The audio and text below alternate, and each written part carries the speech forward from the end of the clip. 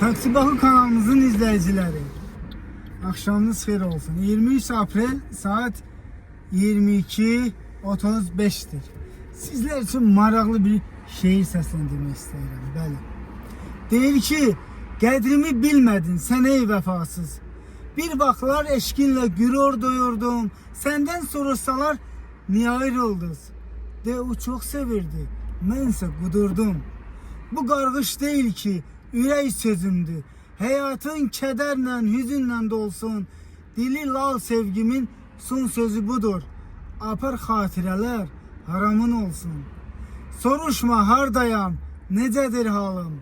Sən məni hələ çox soraqlayarsan, asta gəz torpağın üstündə zalım. Atdığın şərəfi ayaqlayarsan. Gedirsən, yaxşı yol, bir dəfəlik get. Tökmərəm gözümdən yaşla dalınca, elə get gözümdən bir dəfəlik it. Ataram bir qara, daş da dalınca. Ataram bir qara, daş da dalınca. Bəli dostlar, sizlər üçün maraqlı bir şeir səsləndirdim. Hələlik, gecəniz xeyirə qalsın. Videomuzu beğenin, like edin, şərh yazın və kanalımıza da abunə olun dostlar. Abunə olun.